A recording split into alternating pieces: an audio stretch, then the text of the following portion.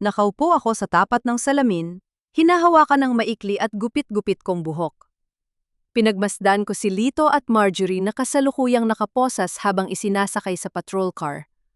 Sabi nila ulyanin na ako, pero hindi nila alam, sa bawat butil ng bigas na niluluto ko, nandoon ang ebidensya ng kanilang pagkawasak. Ang bawat patak ng luhang pumatak sa mainit kong kaldero ay naging lason para sa kanilang kasakiman.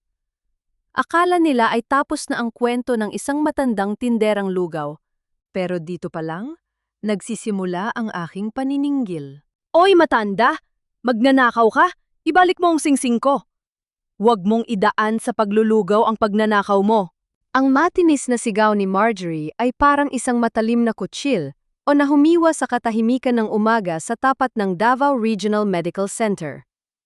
Katatapos ko lang mag-abot ng isang mangkok ng mainit na lugaw sa isang nurse na galing sa night shift nang bigla akong sugurin ng babaeng ito. Si Marjorie, ang babaeng nagtatrabaho sa tapat na pawn shop, ang babaeng laging amoy mamahaling pabango na sumasakal sa bango ng niluluto kong luya at bawang. Nanigas ang buong katawan ko. Ang hawak kong sandok ay dahan-dahang nanginig hanggang sa mabitawan ko ito sa semento. Hindi ako makapagsalita. Ang bawat tingin ng mga pasyente, doktor at mga driver ng jeep na nakapaligid sa SAPCO ay tila mga karayong na tumutusok sa aking balat. Ang hiya. Ang nakakasuffocate na hiya na itinuro sa akin ng aking mga magulang na dapat kong ingatan, ay biglang naging isang malaking mantsa sa aking muka. Anong sinasabi mo, Marjorie? Nautal kong tanong. Ang panunuyo ng aking lalamunan ay mas matindi pa sa init ng apoy sa ilalim ng aking kaldero. Wala akong kinukuha sa'yo. Katatabi mo lang sa akin kanina para bumili ng itlog, di ba? Actually, basically, nakita kita. Nung hinubad ko ang singsing ko para maghugas ng kamay sa gripo mo, kinuha mo yon. Masyado kang gahaman, Sally. Tili ni Marjorie habang dinuduro ako sa harap ng lahat. Ang kanyang mga mata ay nagniningning sa galit o marahil sa isang planong matagal na niyang hinabi. Tumingin ako sa paligid, naghahanap ng kakampi. Nakita ko si Lito, ang asawa ko, na dahan-dahang lumalapit mula sa gilid ng ospital. Akala ko ay yayakapin niya ako. Akala ko ay sasabihin niya sa lahat na ang asawa niya ay hindi kayang pumatay ng langgam, lalo na ang magnakaw. Pero ang nakita ko sa kanyang mga mata ay hindi pagtatanggol, kundi isang malamig at nakakatakot na pagtanggap. Sally, mahiya ka naman! Mainang sabi ni Lito, pero sapat na para marinig ng lahat. Ang bawat salita niya ay parang isang matigas na semento na itinatambak sa ibabaw ng dibdib ko. Ibigay mo na ang ninakaw mo para hindi ka na ipakulong ni Marjorie? Lately, napapansin ko na nga na palagi kang nakakalimot. Nakakalimutan mo kung saan mo inilalagay ang sukli, pati ang mga gamit ko sa bahay nawawala. Basically, hindi ka na talaga mingman. Diyos ko po. Parang tumigil ang pag-ikot ng mundo ko. 30 taon. 30 taon akong nagpapakapuyat sa harap ng nagbabagang kalan para lang maipon ang bawat sentimong ipinambili namin ng gamot niya matapos siyang ma-stroke. 30 taon kong tiniis ang init at ulan para lang mabili ang maliit na bahay na yon na pangarap naming magkasama. Ngayon, ang asawang pinag-alayan ko ng aking kabataan at lakas ay tinatawag akong magnanakaw at ulyanin sa harap ng buong Davao. Lito. Asawa mo ako. Bulong ko, ang boses ko ay nagsisimulang mabasag. Paano mo nagagawang sabihin yan? Alam mong gising ako gabi-gabi para lang siguraduhin na maayos ang tulog mo. Wala na tayong magagawa, Sally. Stress lang yan. Putol ni Lito habang hinahawakan ang aking mga kamay. Ngunit sa halip na haplusin ako, naramdaman ko ang marahas niyang paghila sa aking mga daliri. Dahan-dahan niyang kinuha ang aking singsing sa kasal, ang murang gintong singsing na 10 taon naming pinag-ipunan bago kami nakasal sa simbahan. Mahiya ka sa sarili mo. Ibibigay ko muna to kay Marjorie bilang collateral habang hindi mo pa inilalabas ang singsing niya. Sabi ni Lito habang iniabot ang aking singsing sa babaeng kanina pa nakang-isi sa likuran niya. Naramdaman ko ang matinding panginginig ng aking buong pagkatao. Ang bawat sakripisyo ko, Ang bawat gabing hindi ako kumain para lang may maipadala sa mga anak namin sa Dubai at Dubai. Lahat ay tila ba naging abo sa harap ng aking mga mata. Hindi lang singsing ang kinuha nila sa akin. Kinuha nila ang huling hibla ng aking dignidad. Actually, Lito's right. You need help, matanda. Sabi ni Marjorie habang isinusuot ang singsing ko sa kanyang maliit na daliri. Basically, we're doing this to protect you from more trouble. Tumingin ako sa aking mga kamay. Ang mga kamay na puno ng kalyo. Ang mga kamay na laging amoy bawang at luya. Ang mga kamay na itinuturing nilang marumi. Isang matinding pait ang lumunod sa aking puso. Ngunit kasabay nito ay ang pagsibol ng isang kakaibang init. Hindi ito init ng lugaw. Ito ay init ng isang galit na matagal kong ibinaon dahil sa pagmamahal. Sa gitna ng aking pagkawasak, isang desisyon ang nabuo sa aking isipan. Kung gusto nyo akong ituring na baliw, sige. Ibibigay ko sa inyo ang dula-dula ang gusto nyo. Pero sisiguraduhin kong sa huli, ang bawat butil ng lugaw na ibinenta ko sa tapat ng ospital na ito, ang magiging saksi sa inyong pagbagsak. Dahan-dahan kong kinuha ang malaking kaldero ng lugaw na kumukulo pa. Ang usok nito ay pumapait sa aking paningin. Sa isang biglaang galaw na hindi nila inasahan mula sa isang matandang tulad ko, ibinuhos ko ang lahat ng laman nito sa gitna ng kalsada, direkta sa paanan ni Lito at Marjorie. Wala na ang lugaw, nawala na ang lahat! Sigaw ko, pilit kong pinatitigas ang aking boses upang magmuhang nawawala sa sariling uwisyo. Kinuha ng mga anino, may mga anino sa ilalim ng kaldero. Nagulat ang lahat. Napaatras sina Lito at Marjorie, ang kanilang mga mamahaling sapatos ay nabahiran ng puting malagkit na kanin. Nakita ko ang takot sa mga mata ni Lito. Hindi dahil sa nag-aalala siya sa akin, kundi dahil sa kahihiyang idinudulot ko sa kanyang reputasyon. See? Sabi ko sa inyo, ulyanin na siya. She's losing it! Pili ni Marjorie habang pinapahiran ang kanyang damit. Tumalikod ako at naglakad palayo sa aking sap. Hindi ako tumingin sa likod. Hindi ko kinuha ang aking mga gamit. Ang tanging bitbit ko ay ang matalas kong memorya. Ang memorya kung paano ko nakita ang singsing na yon sa loob ng pitaka ni Marjorie bago pa man siya magsimulang sumigaw. Hintayin niyo ako! Bulong ko sa hangin habang ang ulan ng Davao ay nagsisimulang pumatak, tila ba naghuhugas sa putik na ipinahid nila sa aking pangalan. Dahil ang lugaw na itinapon ko ngayon ay muling kukulon para iluto ang inyong sariling kasalanan. Pilit akong kinaladkad ni Lito at Marjorie patungo sa madilim at maalikabok na bodega sa likod ng pawnshop. Ang bawat hakbang ko sa semento ay tila ba pagkaladkad sa isang hayop na nakatagdang ialay sa altar ng kanilang kasakiman. Ramdam ko ang panging inig ng aking mga braso sa higpit ng pagkakahawak ni Lito. Ang asawang dati ay inaalalayan ako tuwing nahihilo ako sa init ng kalan.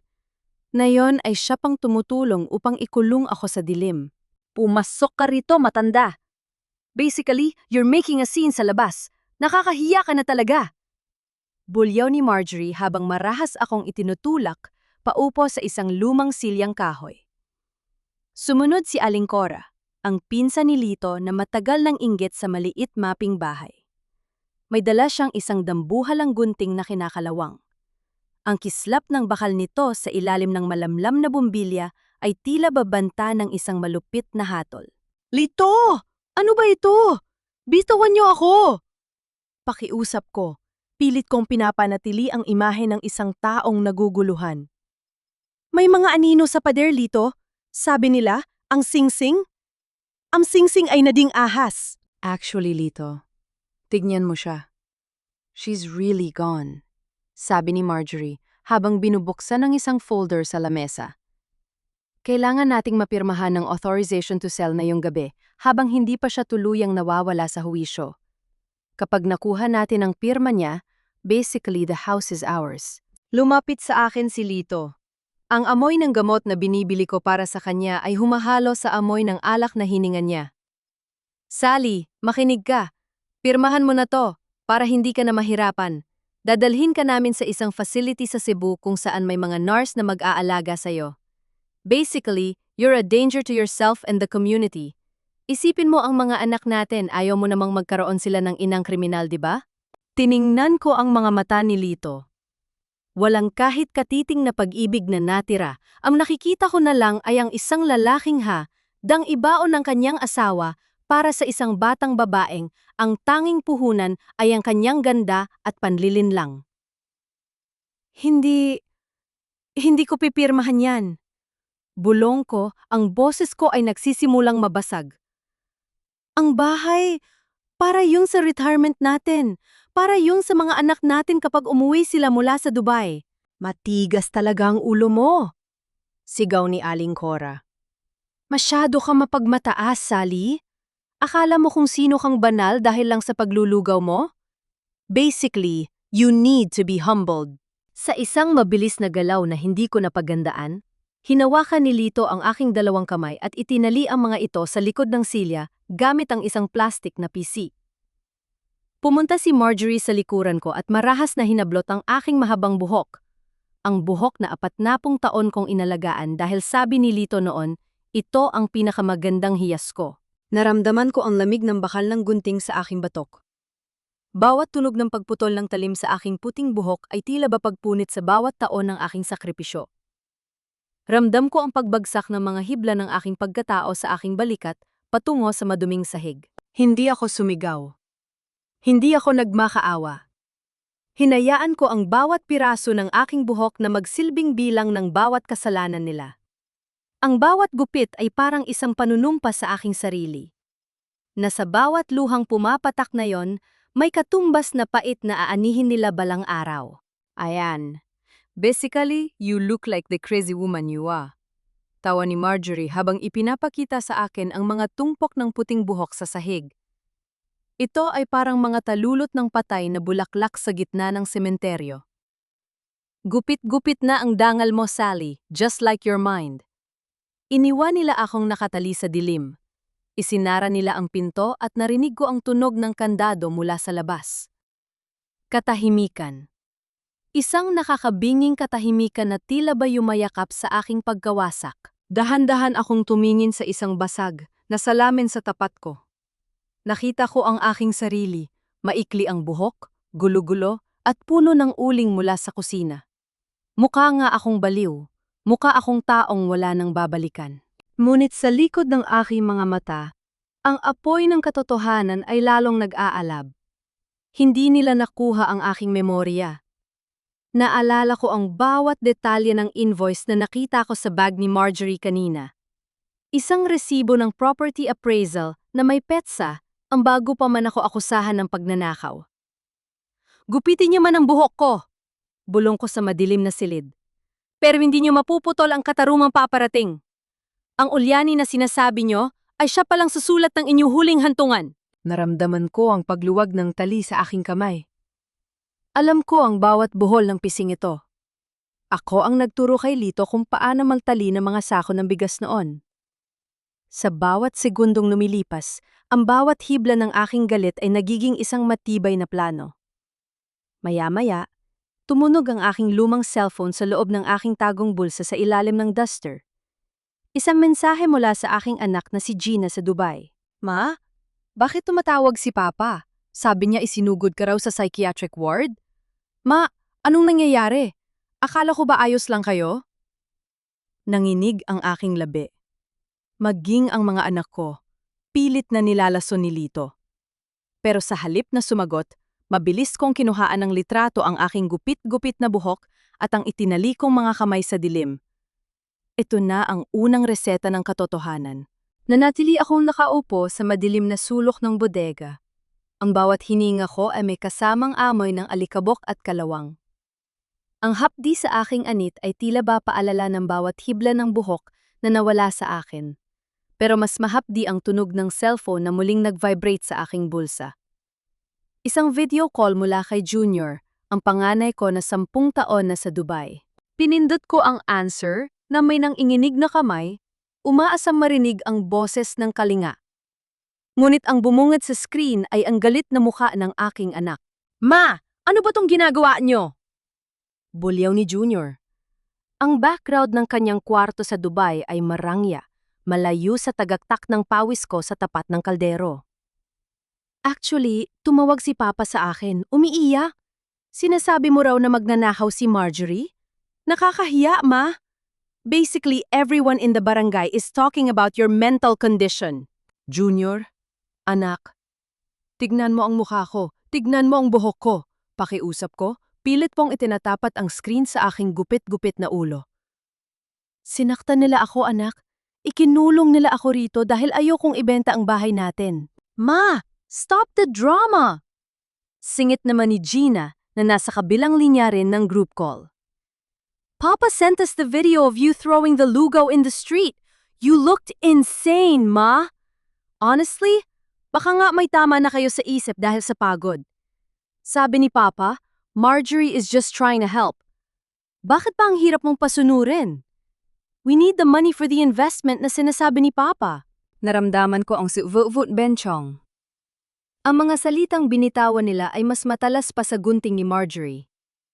Sila ang mga dahilan kung bakit ako nagtiis sa init ng ulan sa labas ng ospital. Sila ang mga dahilan kung bakit bawat sentimo ng sukli ay itinatago ko para maipadala sa kanila noon. Ngayon, ang sarili kong dugo ay naniniwala sa isang estrangrong bago pa lang sa buhay ng tatay nila. Utang na loob! Junior? Gina? Bulong ko, ang luha ko ay kusa ng pumatak sa aking mga kamay na pulo ng kalyo. Pinalaki ko kayo ng marangal. Kailan ako nagsinungaling sa inyo? Actually, Ma, basically, the situation has changed. Malamig na sabi ni Junior. Pumayag na kami ni Gina. We gave Papa the authority to manage the papers. Magpagaling ka na lang muna, Ma. Huwag mong pahirapan si Papa. Pinatayan nila ako ng tawag. Doon, sa gitna ng kadiliman ng bodega, naramdaman ko ang tunay na pag-iisa. Ang hiya na idinulot nila sa akin ay wala ng kapantay. Itinuring akong patay ng mga buhay kong anak. Narinig ko ang pagpihit ng susi sa pinto. Pumasok si Lito, dala ang isang pirasong papel at isang tray ng malamig na pagkain. Sa likod niya, nakatayo si Marjorie, may hawak na kape at nakataas ang kilay. Nakausap mo na ang mga anak mo, di ba? Tanong ni Lito. Wala nang bakas ng pagkahiya sa kanyang boses. Sila na mismo ang nagsasabi, Sally. Hindi ka na fit mag-manage ng assets natin. Pirmahan mo na to. Isag special power of attorney lang naman para maayos na natin ang benta sa bahay. Ayoko, madiin kong sabi. Tumingin ako kay Marjorie. Naalala ko na, Marjorie, noong Martes, 1:00 ng hapon. Dumating ka sa SAPCO, bit-bit ang bag mong asul. May nakita akong resibo ng property appraisal na sumilip sa bulsa mo. Noon pa lang pinaplano nyo na to, di ba? Napatigil si Marjorie. Bahagyang kumislap ang kaba sa kanyang mga mata bago ito napalitan ng tawa. Actually, basically, napaka-imahinasyon mo talaga, matanda. See, Lito? She's creating stories again. Hallucinations. Pumayag ka na magpa-check up sa psychologist bukas, Sally? Utos ni Lito. Kung hindi, mapipilitan kaming dalhin ka sa pasilidad ng nakagapos. Mamili ka. Tumingin ako sa kanilang dalawa. Sa bawat segundo, ang aking photographic memory ay tila ba nag-iska ng bawat detalye sa paligid. Ang suot na hikaw ni Marjorie, alam ko kung kanino yon. Galing yon sa nakaw na pondo ng kooperatiba ng mga nurse sa ospital na nabalitaan ko nung isang buwan. Dahan-dahan akong tumango. Sige, sasama ako sa doktor bukas. Nagkatinginan sina Lito at Marjorie, bakas ang tagumpay sa kanilang mga muka. Akala nila ay sumuko na ako. Akala nila ay nakuha na nila ang gusto nila. Good! Basically, you're making the right choice for once. Ngisi ni Marjorie bago sila lumabas. Nang muling sumara ang pinto, inayos ko ang aking gusot na duster. Hinaplos ko ang aking maikli at gupit-gupit na buhok. Hindi na ako ulyanin sa paningin ko. Ngayon, ako na ang mga ngaso na nagpapanggap na biktima. Marjorie? Lito? Bulong ko sa dilim. Inakala niyo na dahil kinuha niyo ang buhok ko, Kinuha niyo na rin ang boses ko. Pero hindi niyo alam, sa tapat ng ospital na yon marami akong mata at tenga.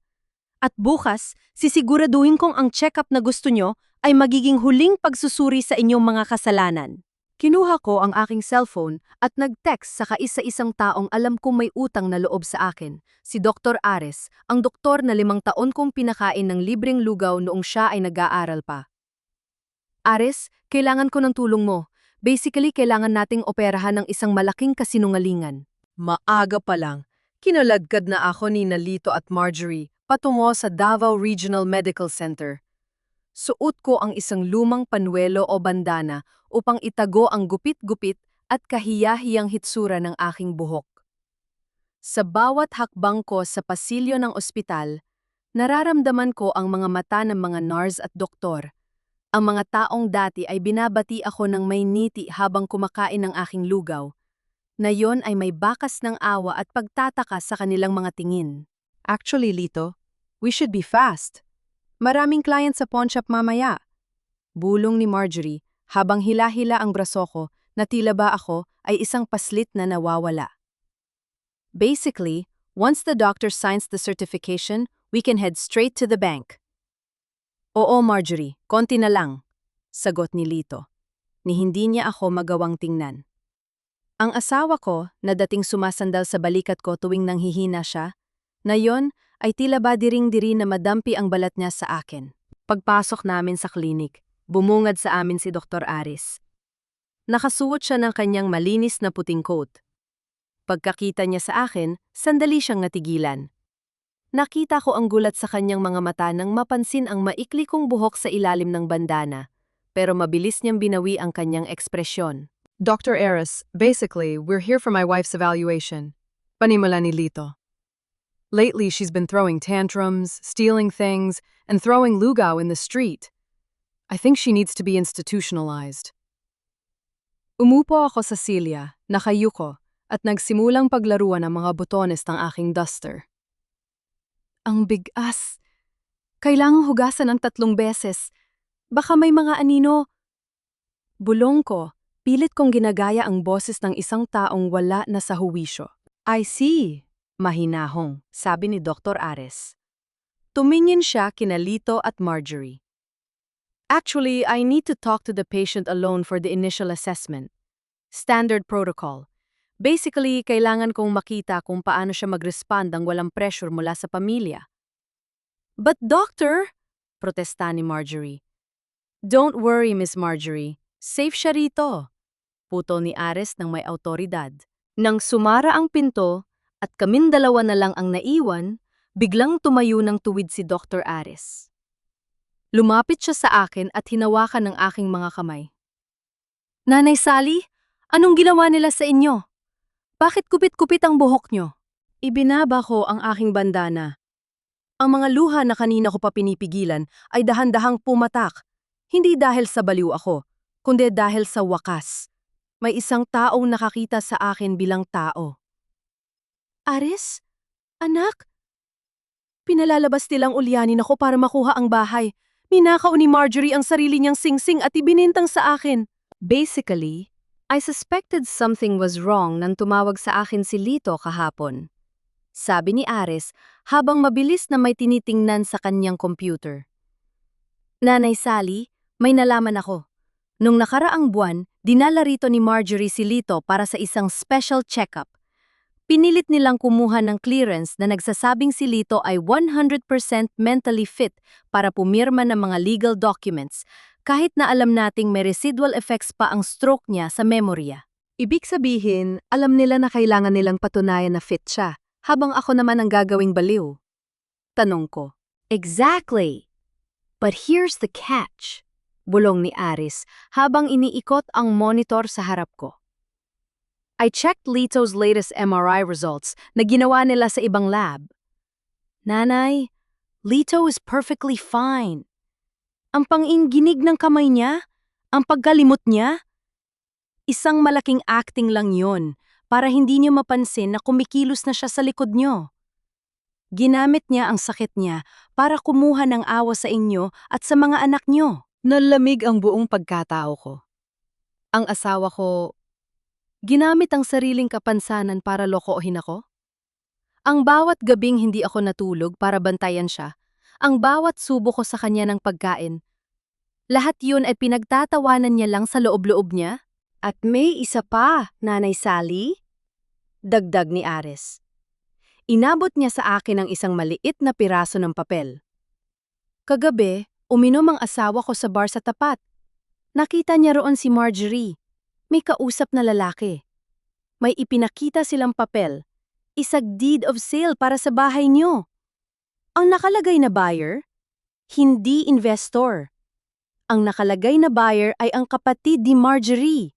Naramdaman ko ang mabilis na pintig ng aking puso. Hindi lang pagnanakaw ito. Ito ay isang planong ubusin ang lahat ng pinaghirapan ko hanggang sa wala na akong matirhan. Ares, kailangan ko ng ebidensya na hindi ako baliw, madiin kong sabi. I will issue a temporary observation report, Nanay. Sasabihin ko sa kanila na kailangan mo ng medication na ako lang ang magbibigay. Basically, it will buy us time, sabi ni Ares. But you have to find that ring, Nanay. Kapag nahanap mo yon sa loob ng gamit ni Marjorie, tapos ang laro nila. Nang lumabas kami ng clinic, sinalubong kami ni Lito at Marjorie. Nagkunwari uli akong tulala. Dok, anong resulta? Tanong ni Lito, bakas ang kasabikan. Actually, basically, she needs a week of controlled medication. I'll provide the pills. Huwag niyo siyang hahayaang lumabas ng mag-isa, sabi ni Ares habang iniaabot ang isang bote ng vitamins na ang label ay pampakalma. Hayaan niyo muna siyang magpahinga sa bahay. Next week, we will finalize the certification. Habang naglalakad kami palabas, nakita ko ang pagngisi ni Marjorie kay Lito. Akala nila ay selyado na ang tadhana ko. Ngunit sa ilalim ng aking bandana, ang aking photographic memory ay kasalukuyan ng binubuo ang bawat kanto ng pawn shop ni Marjorie. Naalala ko ang isang maliit na drawer sa ilalim ng counter kung saan siya laging humuhugot ng resibo. Doon ko huling nakita ang kislap ng isang bagay na kulay ginto noong huling beses na nagpalit ako ng bariya sa kanya. Hintayin niyo ako! Bulong ko sa aking isipan habang sumasakay kami sa tricycle. Dahil ang lugaw na niluto niyo para sa akin, ay kayo rin ang mapapaso. Cliffhanger. Pagdating sa bahay, sinalubong kami ni Aling Cora na may dalang dambuhalang maleta. Lito, handa na ang sasakyan. Sabi ni Arturo, itapon na natin ang mga gamit ni Sally sa kalsada para makalipat na rito ang nanay ni Marjorie. Isang malakas na kalabog ang yumanig sa aking dibdib nang makita kong itinapon ni Aling Cora ang aking lumang sewing kit sa gitna ng maputik na kalsada. Ang mga sinulid na makukulay ay humalo sa dumi, parang ang mga pangarap ko na isa-isang niyuyurakan ng sarili kong pamilya. Lito, ano ba ito? Basically, you're treating me like trash in front of our neighbors. Sigaw ko. Pero pilit kong pinapaos at ginagawang pautal-utal ang aking boses para panatilihin ang aking maskara. Ang mga karayom, matatalim sila. Tinitignan nila ako. Ma, stop it! Nakakahiya na talaga! Bulyaw ni Arturo mula sa speakerphone ng cellphone ni Lito. Actually, we decided na. Mas safe si Marjorie at ang nanay niya rito para may mag-alaga kay Papa habang nag-medication ka. Basically, it's for your recovery, Ma. Sumunod ka na lang kay Aling Cora sa kabilang kanto, doon sa paupahan. Timingnan ko si Lito. Nakatayo siya roon, diretso ang tindig. Wala na ang tanging inig na palagi niyang ipinapakita sa akin noon. Ang asawa ko, ang lalaking binuhat ko ang bawat bigat ng buhay, ay ngayon ay abala sa pag-aayos ng kanyang buhok, habang tinitignan ang kanyang refleksyon sa bintana ng aming bahay. Sally, huwag ka nang matigas ang ulo. Malamig na sabi ni Lito. Basically, wala ka ng pirma rito. Pirmahan mo na ang admission paper sa facility para hindi na lumaki ang gulo. Business-wise, we need to sell the house soon para sa expansion ng pawn shop ni Marjorie. Naramdaman ko ang matinding pait, pero sa likod ng aking bandana, ang aking mga mata ay mabilis na nag-iskan sa bawat galaw nila. Nakita ko si Marjorie na nagmamadaling lumabas ng bahay, suot ang isang mamahaling cocktail dress. Inilagay niya ang kanyang mga susi sa loob ng kanyang maliit na clutch bag, Pero bago niya isara ang zipper, may kinuha siyang isang pirasong papel at isinilid ito sa ilalim ng karpet ng kanyang sasakyan. Ang aking photographic memory ay parang isang kamera na kumuha ng malinaw na litrato sa sandaling iyon. Ang kulay ng papel, pink. Ang tatak, Valderrama Pawn Shop Official Receipt. Lito, babe, let's go! The developers are waiting sa hotel, tawag ni Marjorie. Actually, we should leave this mess to Aling Cora. Basically, she knows what to do with the Ulyanin. Nang umalis ang kanilang sasakyan, naramdaman ko ang mabilis na pagtibok ng aking puso. Ito na ang pagkakataon ko. Nagkunyari akong nahihilo at napaupo sa semento. Aling Cora, ang tubig. Kailangan ko ng tubig. Bulong ko, pilit kong ginagawang malata ang aking katawan. Hay nako, ulyanin na, pabigat pa! Bulyaw ni Aling Cora bago padabog na pumasok sa loob ng bahay para kumuha ng tubig. Sa bilis ng isang pusang sanay sa dilim, tumayo ako at tumakbo patungo sa kabilang kalsada, diretso sa pawn shop kung saan nagtatrabaho si Marjorie. Alam ko na ang shift ni Mang Cardo. Ang matandang guardon ay natatapos ng 6:00 ng gabi. Ngayon ay 6:30. Sarado na ang shop, pero dahil ako ang dating taga-deliver ng lugaw sa kanila gabi-gabi, alam ko kung saan nakatago ang duplicate key ng backdoor, sa loob ng isang butas na paso ng fortune plant sa likod. Nang inginig ang aking mga daliri nang mahawakan ko ang malamig na bakal ng susi. Click, pagpasok ko sa loob, ang amoy ng luma at bakal na pera ang sumalubong sa akin. Madilim, pero sa aking isipan, ang bawat kanto ng shop na ito ay malinaw. 3 hakbang patungo sa counter, 5 hakbang patungo sa maliit na drawer sa ilalim ng computer. Hinalugog ko ang drawer. Punong-puno ito ng mga resibo at mga alahas na hindi pa nare-record. Doon, sa isang maliit na velvet pouch, naramdaman ko ang isang matigas na bagay. Inilabas ko ito at itinapat sa mahinang liwanag ng aking cellphone. Ang diamanteng singsing ni Marjorie. Naramdaman ko ang matinding panginginig ng aking buong pagkatao. Hindi ito nawawala. Hindi ko ito ninakaw. Itinago niya ito rito para lamang makuha ang bahay ko at sirain ang aking bait. Pero hindi lang yun ang nahanap ko. Sa ilalim ng pouch, may isang pawn ticket na may petsang June 10, 2 araw bago ang insidente sa SAP ko. Ang nakalagay na item, diamond ring. Ang nagsangla, Marjorie Valderrama. Actually, Marjorie, basically, huli ka. Bulong ko, ang boses ko ay puno ng katarungan. Ngunit bago ko pa man maisilid ang singsing at ang tiket sa aking bulsa, narinig ko ang pag-alingaw-ngaw ng isang alarm. Isang matinis at nakakabinging tunog na tila ba sumisigaw ng aking pagkakamali. Sino yan? Hoy! Sigaw ng isang boses mula sa labas. Napatigil ang aking hininga. Ang anino ng isang lalaki ay aninag ko na sa glass door sa harap. Hindi ito si Mang Cardo. Ito ang head of security ng kumpanya, ang lalaking palaging kasama ni Marjorie sa mga lakad nito. Mabilis ako nagtago sa ilalim ng counter, yakap-yakap ang pouch ng singsing at ang aking cellphone. Ramdam ko ang patak ng malamig na pawis mula sa aking anit patungo sa aking leeg. Kung mahuhuli ako rito, hindi na ako ulyanin sa paningin ng batas. Magiging isang ganap na magnanakaw na ako. Narinig ko ang pagbukas ng pinto. Ang yabag ng sapatos sa sahig ay tila ba tumatama sa aking puso? Tap, tap, tap. Alam kong nandoon ka, matanda. Actually, basically, you think you're smart? I saw you on the street camera kanina, sabi ng lalaki. Ang boses niya ay puno ng mapang-aping tawa. Dahan-dahan niyang inilapit ang kanyang botas sa counter kung nasaan ako. Ramdam ko na ang kanyang presensya. Ngunit sa gitna ng aking takot, biglang nag-vibrate ang cellphone ko. Isang tawag mula sa isang unknown number.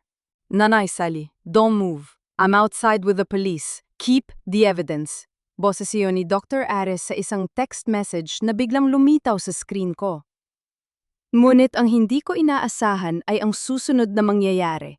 Ang pinto ay muling bumukas ng marahas at narinig ko ang pamilyar na boses ni Lito. Pero sa pagkakataong ito, hindi ito boses ng isang may sakit. Marjorie, bilisan mo! Nasaan ang ledger? Nalaman na ng mga nurse sa ospital ang tungkol sa nawawalang pondo. Kailangan nating burahin ang records bago pa makarating ang audit. Sigaw ni Lito. Nanlamig ako. Ang asawa ko ay hindi lang pala nagnanakaw ng bahay. Kasama siya sa malawakang pagnanakaw ng pondo sa kooperatiba ng ospital na pinagtrabahuhan ko ng 30 taon. Ginamit nila ang pawn shop ni Marjorie para laban ang perang ninakaw nila sa mga nurse at doktor. Doon ko natanto, ang laban na ito ay hindi na lang para sa bahay ko. Ito ay para sa bawat butil ng pawis ng lahat ng tapat na manggagawa sa Davao Regional Medical Center na pinagtaksila ng aking asawa. Nakatago pa rin ako sa ilalim ng counter. Ang bawat hininga ko ay pilit kong pinabababaw habang ang amoy ng lumang kahoy at alikabok ay sumasakal sa aking ilong. Ramdam ko ang panging-inig ng aking mga daliri sa ibabaw ng asul na velvet pouch na naglalaman ng singsing at ng pawn ticket. Sa labas ng counter, narinig ko ang yabag ni Lito, ang asawa ko na 10 taon kong pinasa ng bigat. Pero ngayon ay mukhang mas malakas pa sa isang boksinger o sa pagmamadaling mahanap ang ebidensya ng kanyang pagnanakaw. Actually, Lito, basically, you're too paranoid. Ang sabi ng tech, nag-glitch lang ang alarm. Walang makakapasok dito nang hindi ko alam, tila naiiritang boses ni Marjorie. Kailangan natin makasiguro, Marjorie. Kapag nalaman ng board ng kooperatiba na ang pondo para sa dialysis machines ay dumaan sa pawn shop na to, pare-pareho tayo mabubulok sa rehas. At ang matandang yun, kailangan na nating ilipat sa facility sa Cebu bukas na bukas din. Bulyon ni Lito. Isang malakas na ubo ang sumunod. Yung ubo na dati ay nagpapatakbo sa akin para kumuha ng mainit na tubig. Pero ngayon ay lasang-lason na sa aking pandinig. Beep, beep, nag-vibrate ang cellphone ko. Halos tumalo ng puso ko sa lalamunan. Mabilis ko itong pinindot para tumahimik. Isang text mula kay Abby. Ate Sally, we are here, 50 meters away, hold on. Ngunit bago pa ako makahinga ng maluwag, isang matinding kalabog ang narinig ko mula sa main door ng pawn shop. Hindi ito tunog ng pulis. Ito ay tunog ng isang taong marahas na sumisipa sa pintuan. Papa, buksan niyo tong pinto! Alam ko nandyan kayo! Napatigil ang lahat. Nanigas ako sa aking kinalalagyan. Ang boses na iyon ang boses ni Gina. Ang bunsong anak ko na akala ko ay nasa Dubai pa at galit na galit sa akin. Gina, anong ginagawa mo rito? Basically, you're supposed to be in Dubai. Gulat na sigaw ni Lito habang binubuksan ang pinto. Pumasok si Gina. Hindi siya ang Gina na naka-video call ko nung isang linggo. Ang kanyang mga mata ay punong-puno ng luha at nanginginig ang kanyang buong pagkatao. Hawak niya ang kanyang cellphone at ipinakita ang screen kay Lito. Ito ba pa? Ito ba ang panggagamot na sinasabi niyo kay Mama? Sigaw ni Gina habang ipinapakita ang video na ipinadala ko sa kanya. Ang video kung saan gupit-gupit ang aking buhok at nakatali ang aking mga kamay sa dilim. Nakita ko to pa. Pinalabas niyo sa aming ulyanin si Mama para lang magpakasasa kayo sa pera. How could you? Si Mama ang nagpakuba sa paglulugaw para lang mapagtapos kami. Tapos ganito ang gagawin niyo? Actually, Gina, basically, you don't understand the situation. Susubukan sanang lumapit ni Marjorie, pero marahas siyang itinulak ni Gina. Huwag mo akong actually, Marjorie. I checked with Dr. Aris. Nalaman ko ang totoo na fine si Papa at kayo ang nagpapainom ng kung ano-ano kay Mama. Bulyav ni Gina. Nasaan si Mama? Nasaan siya? Doon ko na naramdaman na hindi ko na kailangang magtago. Gamit ang huling lakas ng aking mga tuhod, dahan-dahan akong lumabas mula sa ilalim ng counter. Ang aking bandana ay nahulog, ipinapakita ang aking gupit-gupit na puting buhok na tila ba isang korona ng aking mga paghihirap. Andito ako, anak. Mahina akong sabi. Mama! Humagulgol si Gina at mabilis akong niyakap. Naramdaman ko ang init ng kanyang balat, ang amoy ng kalinga na matagal kong ipinagkait sa aking sarili para lang sa kanila.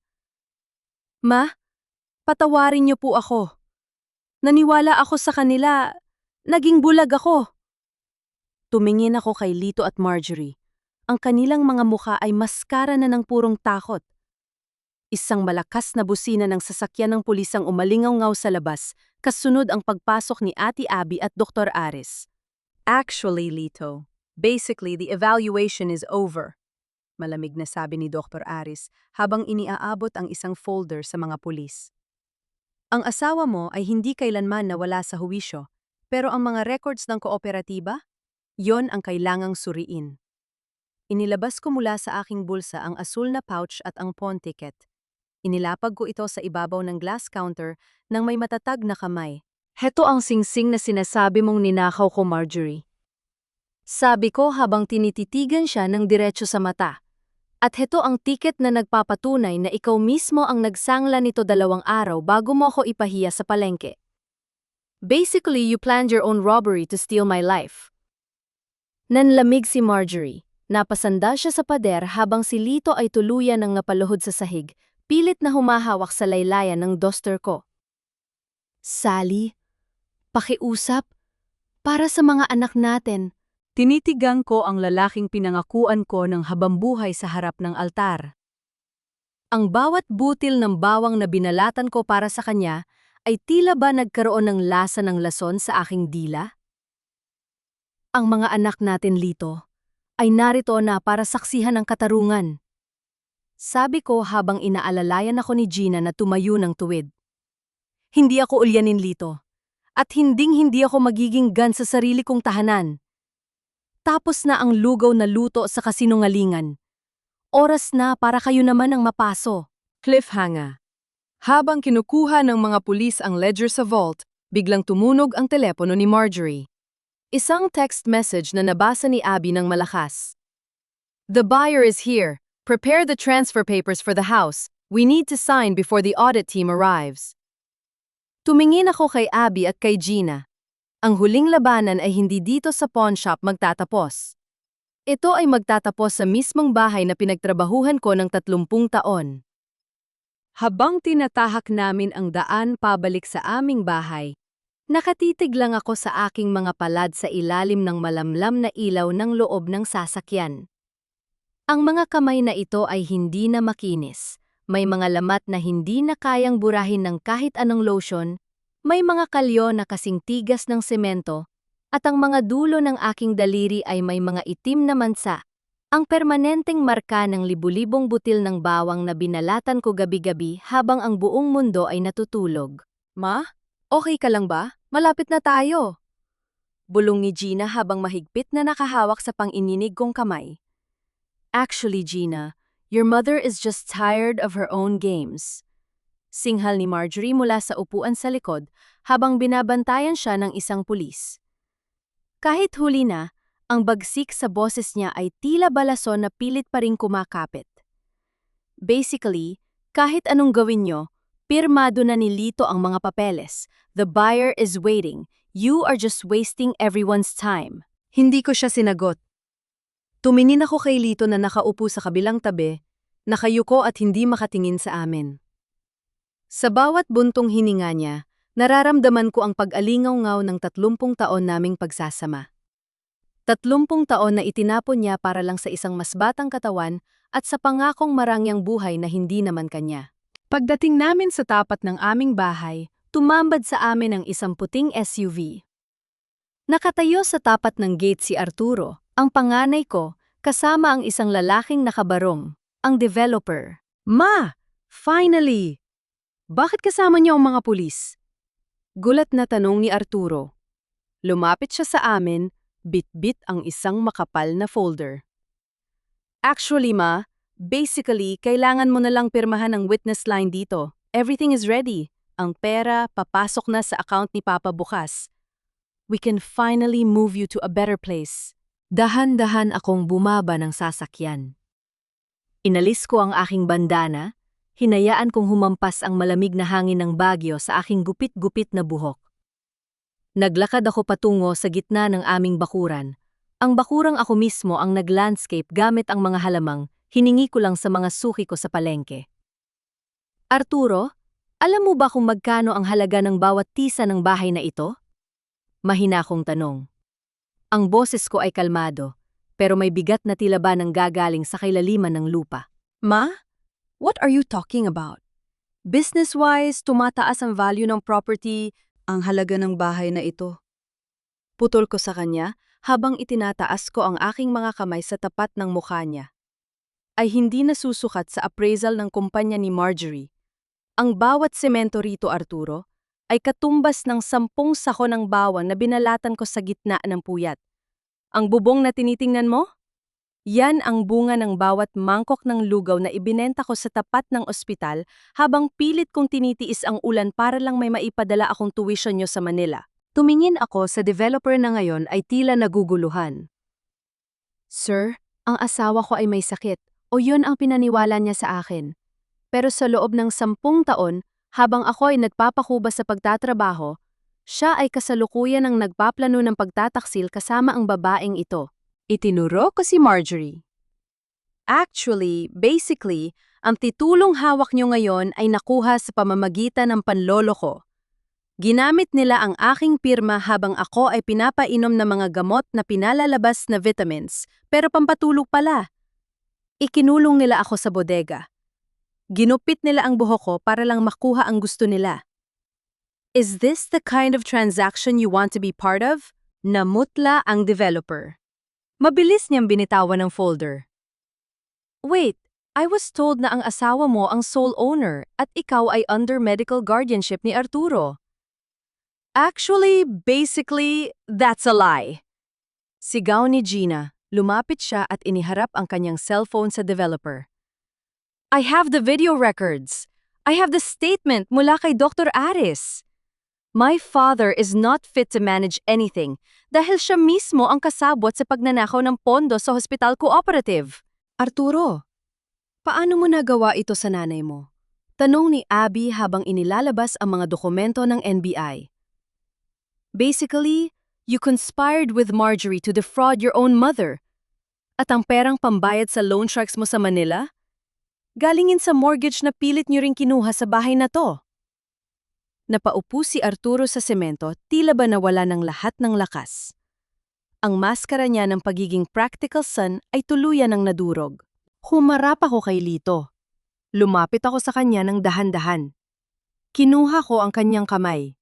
Ang kamay na dati ay hinahalikan ko tuwing uuwi ako galing sa palengke. Lito, naalala mo ba nung nagsisimula pa lang tayo? Sabi mo kahit lugaw lang ang ulam natin, basta't magkasama tayo, tayo na ang pinakamayaman sa mundo. Bulong ko, ang mga luha ko ay kusa ng pumatak. Pero tignan mo ang sarili mo ngayon. Naging mahirap ka, Lito. Hindi dahil wala kang pera, kundi dahil wala ka ng danggal. Sally, patawad. Natakot lang ako, ayoko maghirap uli. Hagulgol ni Lito habang nakaluhod sa paanan ko. Ang kahirapan, Lito, ay hindi nakakatakot. Ang nakakatakot ay ang mamatay na walang kahit isang taong marunong rumespeto sa'yo. Malamig kong sagot. Mabilis na kumilos ang mga opisyal ng NBI. Pumasok sila sa loob ng bahay upang kunin ang orihinal na ledger ng kooperatiba na itinago ni Lito sa ilalim ng aming banter. Doon ko natanto na ang kaisa-isang lugar na itinuring kong sagrado ay ginawa nilang kuta ng kanilang kasamaan. Habang pinapanood ko ang paglabas ng mga pulis bitbit ang mga kahon ng ebidensya, naramdaman ko ang muling pagpitig sa aking dibdib. Ang katarungan ay malapit na, pero ang pait ng pagkawasak ng pamilya ay nananatiling nakatusok sa aking puso. Cliffhanger. Biglang tumakbo ang isa sa mga pulis palabas ng aming kwarto. May hawak siyang isang maliit na selyadong sobre na nakuha sa loob ng una ni Lito. Ate Abby, may nakita kaming isa pang dokumento. It's a secret transfer of funds patungo sa isang offshore account sa pangalan ng kapatid ni Arturo? Napatigil ang lahat. Tumingin ako kay Arturo, pero ang gulat sa mga mata niya ay totoo. Kung hindi kay Arturo, sino ang anak na tinutukoy sa account na yon? Ang bawat salitang binitawan ng pulis ay parang isang malakas na kulog na yumanig sa pundasyon ng aming tahanan. Kapatid ni Arturo? Ang tanong na yon ay umalingaw-ngaw sa hangin, tila ba isang lason na dahan-dahang pumapatay sa natitirang katinuan ni Lito. Tiningnan ko si Arturo. Ang kanyang mukha ay hindi lang puno ng gulat, kundi ng isang matinding takot. Anong kapatid? Ma, dalawa lang kaming anak niyo ni Papa. Sigaw ni Arturo, pilit na inaagaw ang dokumento mula sa pulis. Actually, Arturo, basically your father has been very busy behind our backs. Mapait na tawa ang lumabas sa mga labi ni Marjorie. Pero sa likod ng kanyang kayabangan, nakita ko ang mabilis na pagpala ng kanyang mga mata. Kinakabahan siya. May alam siya na ayaw niyang lumabas. Dito ko na napagpasyahang gamitin ang huli kong baraha. Ang aking pagkabaliw, bigla akong tumawa ng malakas. Isang tawang nakakapangilabot na, tila ba nang gagaling sa isang taong tuluyan ang nawala sa sarili? Nagsimula akong maglakad ng pabalik-balik sa gitna ng bakuran, itinuturo ang kawalan. Ang batang nasa sako ng bigas! Tili ko, pilit kong pinatitirik ang aking mga mata. Nakita ko siya, nung Martes 3:00 ng hapon. Pumasok siya sa pawn shop ni Marjorie. May bitbit siyang laruan na kulay asul. Asul na parang ang mga mata ng ahas. Ma! Ano ba? Tumigil ka na? Sigaw ni Arturo, halatang hiyang-hiya sa harap ng mga pulis at ng developer. Lito! Ang anak mo! Muli kong sigaw habang dinuduro si Lito. Sinabi niya sa akin, sabi niya, Nay, ang pera sa bangko ay para sa aking pag-aaral. Pero hindi siya si Arturo. Iba ang boses niya. Amoy luma siyang papel, Lito. Amoy luma siyang kasalanan. Napatigil si Lito. Namutla siya ng husto. Alam ko ang bawat reaksyon ng mukha niya. Ang panging inig ng kanyang ibabang labi ay senya, les na tinatamaan ko ang isang lihim na matagal na niyang ibinaon. Sally, tumahimik ka. Basically, you're just making things up. Tili ni Marjorie. Akmang lalapit siya para sampalin ako pero mabilis na humarang si Gina. Actually, Marjorie, basically, hayaan mong tapusin ni Mama ang sinasabi niya. Bulyaw ni Gina. Ma, anong pangalan ng bata? Anong nakita niyo sa pawn shop? Huminto ako sa tapat ni Marjorie. Mumiti ako sa kanya. Yung niting ulyanin pero puno ng talim. Ang pangalan... Nakasulat sa resibo na itinago mo sa ilalim ng karpet ng kotse mo kanina, Marjorie. Reginaldo Valderrama. Reginaldo... Bakit Valderrama ang apelido niya, Lito? Bakit kapareho na kay Marjorie? Natahimik ang buong paligid. Ang tanging naririnig ay ang mabilis na paghinga ni Marjorie. Dun ko natanto ang pinakamasakit na bahagi ng puzzle. Si Reginaldo ay hindi anak ni Lito sa ibang babae. Si Reginaldo ay ang kapatid ni Marjorie, ang lalaking matagal nang kinukupkup ni Lito gamit ang pera ng aming pamilya. Dahil si Reginaldo ay... anak ni Lito kay Aling Cora. Ang pinsan ni Lito. Ang babaeng tumunong kay Marjorie na gupitin ang buhok ko. Sus Mariosep. Bulong ni Abby habang tinitingnan ang birth records na mabilis niyang kinuha sa database ng NBI gamit ang kanyang tablet. It's incestuous adultery. Lito, pinalabas mong pinsan mo si Cora. Pero ang totoo, siya ang kabit mo bago pa dumating si Marjorie. At si Marjorie? Ginamit niya ang sikretong ito para tustusan ang luho niya at ng kapatid niya. Naramdaman ko ang paghinto ng pag-ikot ng mundo ko. Ang kataksilan ay hindi lang pala isang mansa. Ito ay isang buong tela ng kasinungalingan na binalot nila sa buhay ko. Lito! Paano mo nagawa ito? Sigaw ni Arturo, tuluyang ang gumuho ang kanyang katapatan sa ama. Pati kami, niloloko mo? Sabi mo ang pera ay para sa utang ko, pero ibinibigay mo sa anak mo sa ibang babae? Actually, basically, we were just taking what's ours. Bulyaw ni Aling Cora na biglang lumabas mula sa loob ng bahay, dala ang isang matalim na itak. 40 taon akong nanatili sa dilim, Sally. Ikaw ang reyna. Ikaw ang may-ari ng bahay. habang ang anak ko ay kailangang magtago. Karapatan namin ang perang yan. Sa gitna ng kaguluhan, habang pilit na pinapakalma ng mga pulis si Aling Cora, dahan-dahan kong inayos ang aking sarili. Tumayo ako ng tuwid. Wala na ang panging inig ng aking boses. Wala na ang wad na pagkabaliw. Tinitigan ko si Lito, si Marjorie at si Cora. Tapos na ang dula-dulaan. Malamig kong sabi. Abby, ilabas mo na ang huling ebidensya. Inilabas ni Abby ang isang maliit na recording device. Ang recorder na palihim na itinago ni Gina sa loob ng bag ni Marjorie kaninang nasa sasakyan pa sila. Umalingaw-ngaw sa buong bakuran ang boses ni Marjorie. Lito, huwag kang mag-alala. Kapag nakuha na natin ang pirma ng matanda, itatapon na natin siya sa Cebu. Tapos hahatiin natin ang pera sa account ni Reginaldo para hindi mahalata ng NBI. We'll leave Arturo and Gina with nothing. Basically, they're just as stupid as their mother. Narinig ng mga anak ko ang tunay na tingin sa kanila ng babaeng pinagtatanggol nila. Nakita ko ang pagdurog ng puso ni Arturo at Gina sa harap ng katotohanan. Isang huling tanong, Lito. Sabi ko habang dahan-dahang lumalapit sa kanya. Masarap ba ang lugaw na niluto sa dugo ng sarili mong pamilya? Hindi nakasagot si Lito. Napaupo siya sa lupa, tila ba isang lanta at tuyong dahon na hinubara ng lahat ng kanyang kulay. Cliffhanger.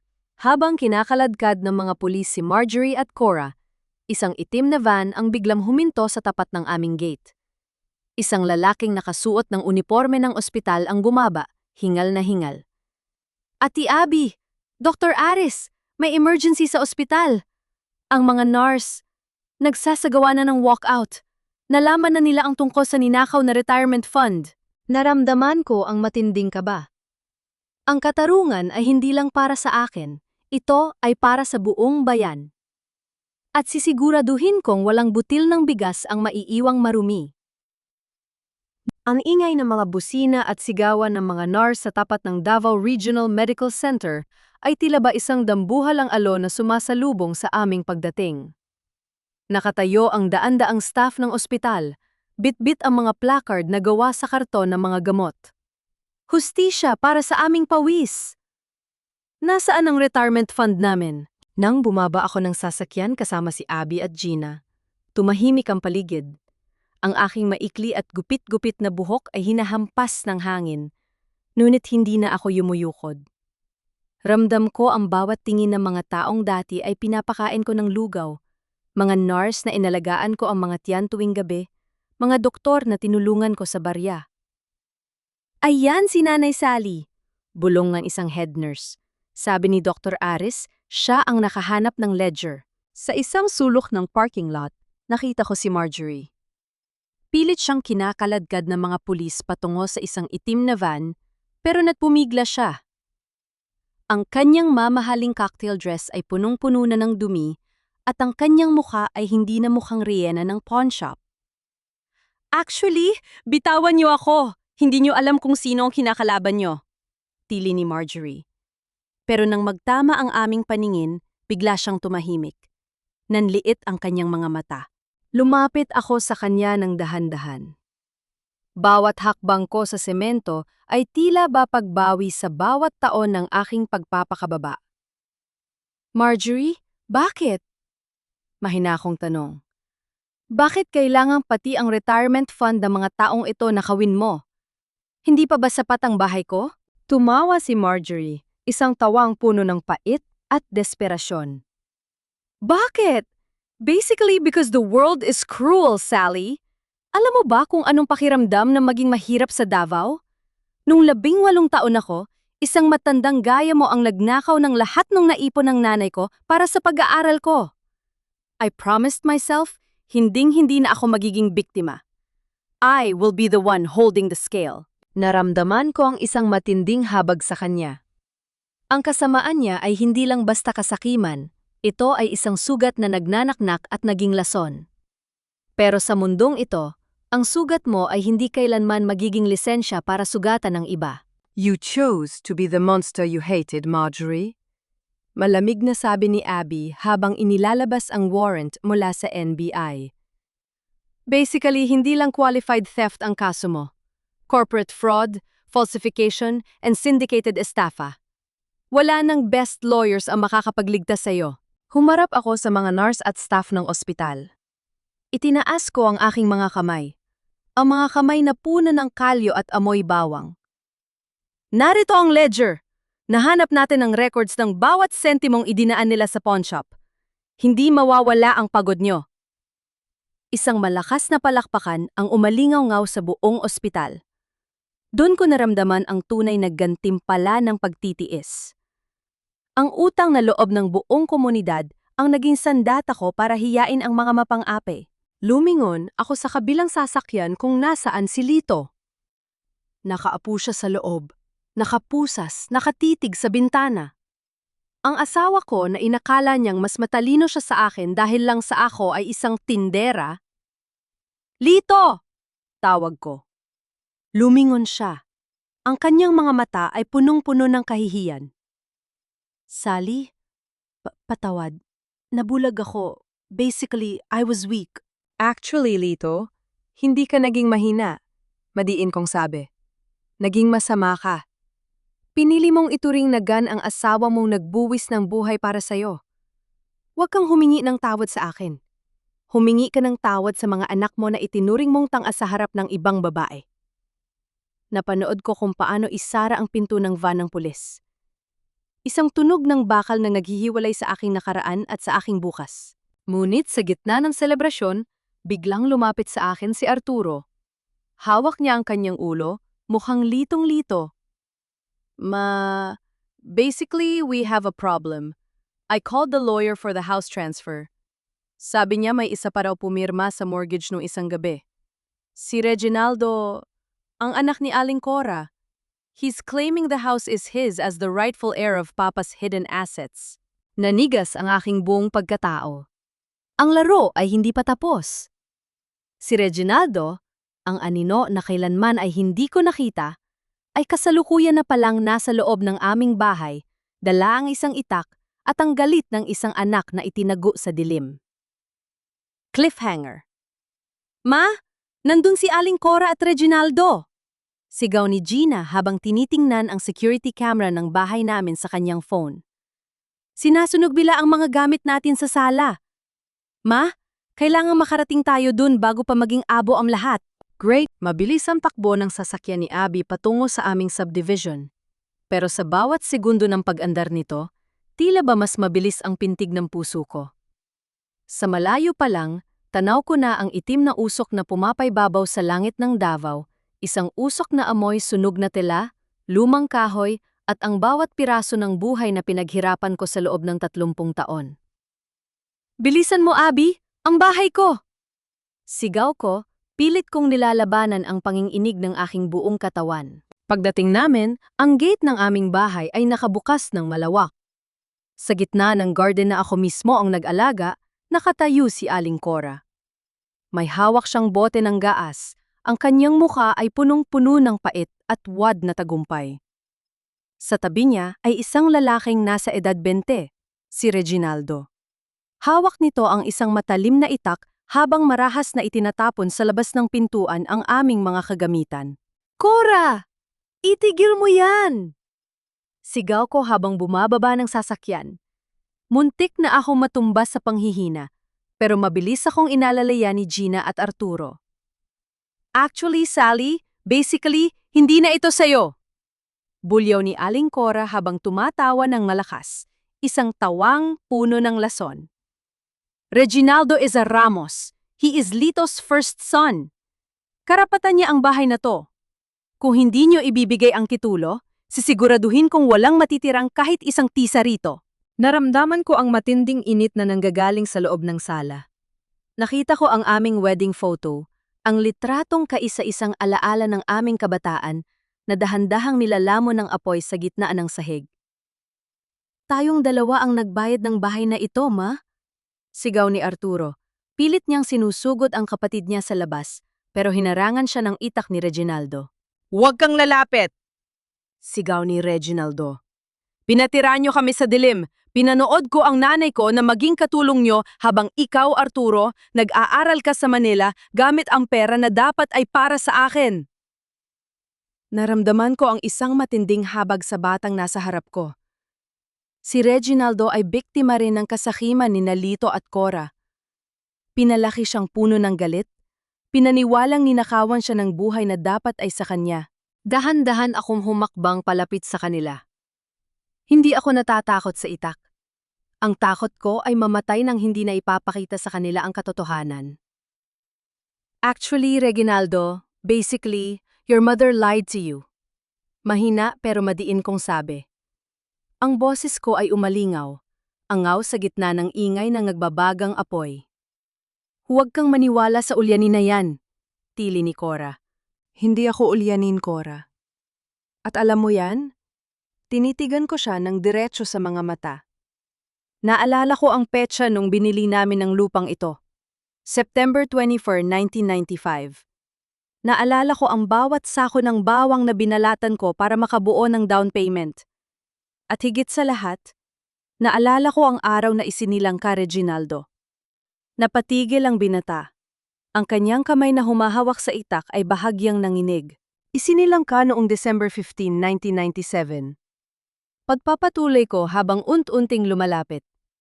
Nung araw na yon, si Lito ay nasa tabi ko sa ospital dahil kapapanganak ko lang kay Gina. Alam mo ba kung saan nanggaling ang pambayad sa hospital bill ng nanay mo? Galing sa lugawan ko, Reginaldo. Sabi ni Lito, utang daw yun ng isang pinsan. Binigay ko ang pera ng walang pag-aalinlangan. Sinungaling ka!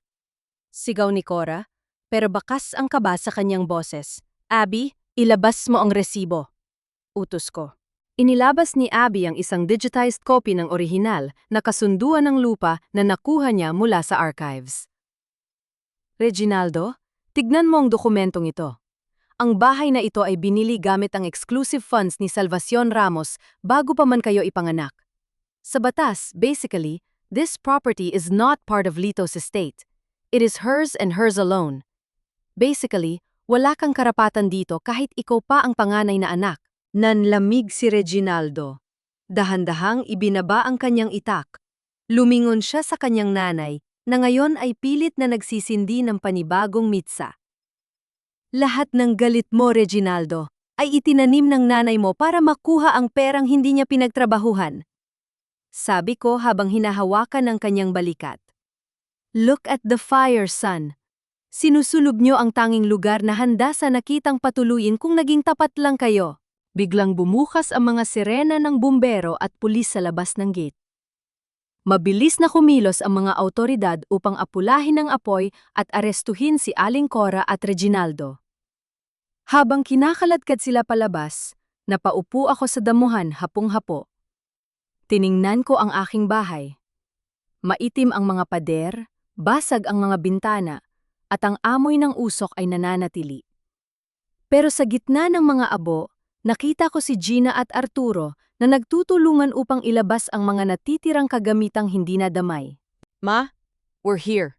We're not leaving, sabi ni Arturo habang niyayakap ako. Actually, Ma, basically, we will rebuild this, hikbi ni Gina. Naramdaman ko ang pagbagsak ng isang malaking tinik sa aking puso. Ang bahay ay maaaring masira. Ang buhok ay maaaring gupitin. Pero ang pundasyon ng isang inang tapat ay hinding-hindi matitibag ng kahit anong apoy. Cliffhanger. Habang nililinis ang sala, may nakitang isang metal box si Abby sa ilalim ng sunog na tumba-tumba ni Lito. Nang buksan niya ito, tumambad ang isang bundle ng mga sulat na may selyo ng International Court of Justice. Ate Sally, basically may hindi sinasabi si Lito. Bulong ni Abby habang binabasa ang sulat. He didn't just steal from the cooperative. He was part of a bigger syndicate involving international medical supplies. At ang huling pirma na kailangan nila para maklear ang bilyon-bilyong piso ay ang pirma mo na pilit nilang kinukuha. Napatigil ako. Ang laro ay mas malaki pa sa inaasahan ko. Hindi lang pala bahay ang nakataya. It was a global crime and I was the final key. Nakatayo ako sa harap ng dambuhalang pintuan ng Grand Ballroom ng isang sikat na hotel sa Davao. Ngayon ang araw ng International Medical Supply Summit, ang okasyong pinakahihintay ng sindikatong kinabibilangan ni Lito. Suot ko ang aking pinakapormal na barot saya, ang aking maikli at gupit-gupit na buhok ay maayos na nakabalot sa isang malinis na puting scarf. Sa aking tabi sina Abby, Arturo, at Gina ay nakatayo ng tuwid. Ang aking mga anak na sa wakas ay natutong humawak sa kamay ng kanilang ina sa gitna ng unos. Actually, Ma, basically, you don't have to do this alone. Kami ang magiging boses mo. Bulong ni Arturo habang inaayos ang kanyang salamin. Ramdam ko ang katapatan sa kanyang boses. Isang bagay na huli na bago niya natutunan, pero tinatanggap ko pa rin. Pagpasok namin, tumigil ang bulungan ng mga dayuhang investors at mga lokal na opisyal. Sa gitna ng entablado, nakita ko si Lito. Pinayagan siyang lumabas ng detention cell para sa hearing na ito dahil sa pilit na hiling ng mga abogado ng sindikato, sinasabing kailangan ng presensya ng mag-asawa para sa final clearance ng mga kontrata. Sally! Salamat at dumating ka! Bungad ni Lito. Pilit na ngumingiti habang lumalapit sa akin. Nakapusas ang kanyang mga kamay, pero tinatakpan ito ng isang mamahaling jacket.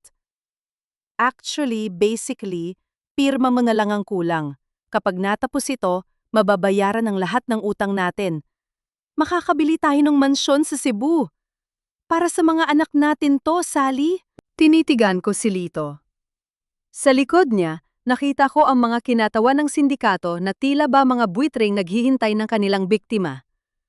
Tumingin ako sa paligid, sa mga dambuhalang screen na nagpapakita ng mga high-end medical equipment na ibebenta nila sa buong mundo. Pamilya? Anak? Mahina kong sabi, sapat na para marinig ng mga mikropono sa paligid. Lito, sa loob ng 30 taon na naglulugaw ako sa tapat ng ospital, hindi lang ako basta tindera. Ako ang naging mata at tenga ng kalsadang yon. What are you talking about? Basically, sign the paper now! Bulyaw ng isa sa mga banyagang investor na tila nawawala na ng pasensya. Hindi ko sila pinansin. Inilabas ko ang aking lumang notebook. Ang notebook na nakuha ni Abby sa loob ng sunog na tumba-tumba. Naalala ko ang bawat delivery truck na pumasok sa backgate ng ospital tuwing 2:00 ng madaling araw. Batch 2018A, Batch 2020C. Naalala ko ang plate number ng bawat sasakyang may dalang mga kagamitang substandard na pinalalabas niyo na galing sa Germany pero galing lang pala sa isang tagong warehouse sa Digos. Natahimik ang buong ballroom.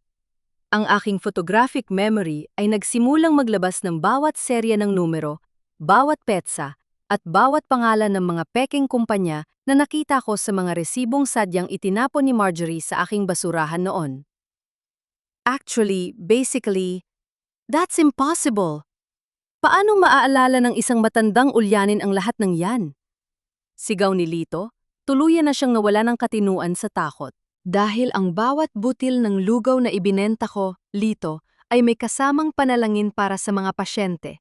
Madiin kong sabi habang inilalapag ang ledger sa harap ng kinatawan ng International Court. At sa bawat gabing, puyat ako, pinapanood kita.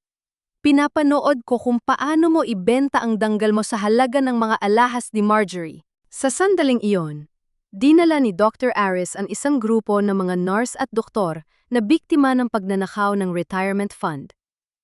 Bitbit nila ang mga orihinal na resibo ng pawn shop ni Marjorie. Actually, Lito, your fear of being poor turned you into a monster, malamig na sabi ni Abby. But basically, your crimes are global now. Interpol is already waiting outside. Doon ko nakita ang tunay na humanizing moment ni Lito. Napaluhod siya sa gitna ng entablado, humahagulgol. Sally, natatakot lang ako. Natatakot akong mamatay na walang-wala tulad ng tatay ko. I thought money would make me strong. Ang lakas, Lito, ay wala sa bank account. Sagot ko habang hinahawakan ng scarf sa aking ulo. Nasa katotohanan kaya mong tumingin sa salamin ng walang hiya. Biglang bumukas ang pinto ng ballroom at pumasok ang mga operatiba ng CIDG at Interpol. Sa gitna ng pagkataranta ng mga investor, nakita ko si Marjorie na kasalukuyan ding kinakaladkad ng mga pulis mula sa gilid. Ang kanyang mukha ay puno ng pait nang makita niya ako. "You ruined everything, matanda!" Tili ni Marjorie. "Hindi, Marjorie," sagot ko.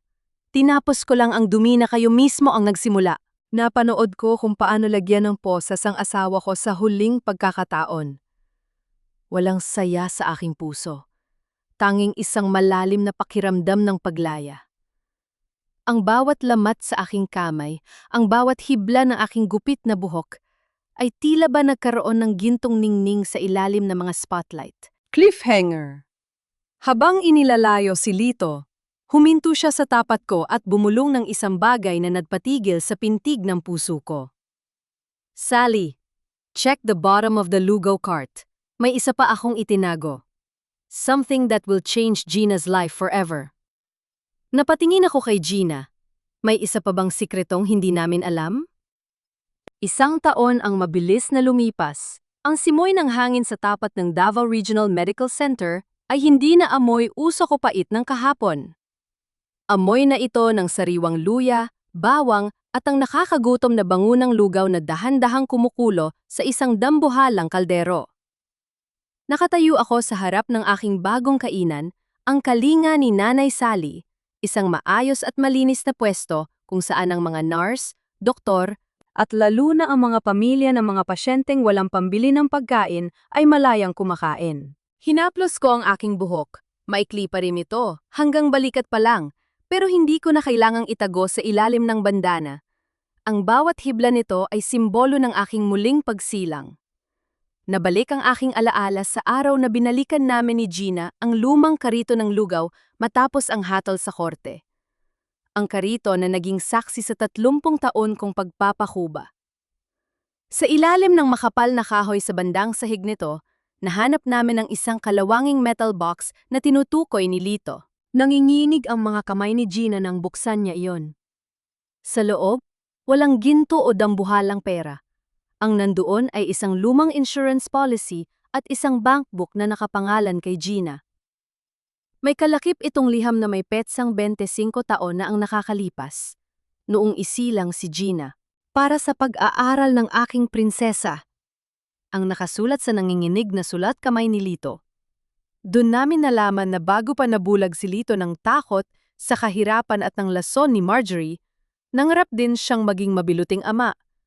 Itinago niya ang perang yon mula pa noon, at yon ang dahilan kung bakit pilit na pinupuwersa ni Marjorie si Lito na patunayan akong insane dahil ang account na yon ay mga ailangan ng pirma ko bilang asawa bago ma-withdraw ang pondo na balak nilang itakas. "Ma, gagamitin ko to para sa rehabilitation center na itatayo natin sa tabi ng kainan mo." Hikbi ni Gina habang yakap ako. "Para sa mga matatandang biktima ng abuse gaya ng ginawa nila sa inyo." Numiti ako. Ang katotohanan ay hindi lang nagpabagsak sa mga ramos. Ito rin ang nagdugtong sa mga punit na bahagi ng puso ng aking mga anak. Nabalitaan ko na si Marjorie ay nahatulan ng 18 taon dahil sa syndicated estafa at falsification. Si Lito naman ay nasa isang state facility, nagsisilbi ng kanyang sentensya habang sumasailalim sa physical therapy. Hindi ko siya dinalaw para balikan ang pag-ibig, kundi para ibigay ang huling patawad. Isang patawad na nagpapalaya sa akin, hindi sa kanya. "Ma, handa na ang batch para sa charity ward," tawag ni Arturo. Wala na ang kanyang mga mamahaling relo at yabang ng Manila. Siya na ang tumatayong manager ng aming kooperatiba, at sa bawat butil ng bigas na nililinis niya, nakikita ko ang pagbabalik ng kanyang danggal. "Actually, Ma, basically, mas masaya pala rito kaysa sa opisina." Biro ni Arturo habang inaalalayan ang isang matandang pasyente paupo. Tumingin ako sa langit ng Davao. Ang araw ay unti-unti nang sumisikat, nagbibigay ng gintong liwanag sa kalsadang dati ay naging saksi sa aking kahihiyan. Natutunan ko na ang dignidad ng isang tao ay hindi nasusukat sa haba ng kanyang buhok o sa laki ng kanyang bahay. Ito ay nasusukat sa tapang na tumayo at magluto ng kanibagong bukas, gaano man karami ang dumi na ipahid ng mundo sa iyong pangalan. Hawak ko ang aking sandok. Tila ba isa itong setro ng isang reyn nang nahanap ang kanyang kaharian sa piling ng mga taong marunong tumanaw ng utang na loob. Ang bawat mangkok ng lugaw na iniabot ko ngayon ay hindi na lasang pait. Ito ay lasa ng katarungan, ng pag-ibig, at ng isang inang hinding-hindi na muling lulunod sa sariling luha. Malaya na ako, at sa bawat bagong umaga, alam kong ang katotohanan ang siyang tanging reseta na maghihilom sa ating lahat. Sa bawat tulo ng ulan at bawat butil ng bigas na pinaghirapan ni Nanay Sally, muli nating napatunayan na ang katotohanan ay hindi kailanman mababaon sa limot. Ang kwento ng Pamilya Ramos ay isang paalala na ang kapangyarihan ng isang inang tapat ay mas matibay pa sa kahit anong rehas o kasinungalingan. Mga mahal kong tagapakinig, narito na tayo sa huling istasyon ng ating kwento. Ramdam ko ang inyong mga buntong hininga at ang pang-ininig ng inyong mga kamay habang sinasabayan natin si Sally sa kanyang pakikipaglaban para sa kanyang bahay at danggal. Aminin ko, habang isinusulat ko ang eksena sa tapat ng pawnshop kung saan dahan-dahang lumabas si Sally mula sa dilim, naramdaman ko rin ang hapdi sa aking dibdib at ang kagalakan ng kanyang pagbangon. Ang kwento ni Sally ay kwento nating lahat, ng bawat Filipina na pilit na pinatatahimik ng lipunan, ng bawat magulang na binalewala ng sariling anak, at ng bawat pusong naniniwala na ang katarungan ay palaging nakakahanap ng daan. Sa huli, hindi ang yaman ang nagpanalo kay Sally, kundi ang kanyang malinis na konsensya at ang utang maloob ng mga taong hindi nakalimot sa kanyang kabutihan. Sa inyong palagay, sapat na ba ang naging kapatawaran ni Sally kay Lito? O dapat bang tuluyan na niyang kinalimutan ang lalaking naging mitsa ng kanyang pighati? At kayo mga ka-audiobook, nasaan man tayo ngayon? Nagluluto ng hapunan? Nasa gitna ng traffic? O nagpapahinga matapos ang maghapong trabaho? Nais kong malaman ang inyong mga kwento. Ibahagi ang inyong mga salubin sa comment section dahil dito palagi kaming nakikinig. Huwag kalimutang i-like at i-share ang ating kwento upang mas marami pang puso ang maabot ng inspirasyon ni Nanay Sally. Maging matatag, mamuhay ng may danggal, at laging tandaan na ang inyong tadhana ay kayo ang may hawak ng panulat. Hanggang sa muli nating pagkikita sa susunod na kabanata ng buhay at katarungan.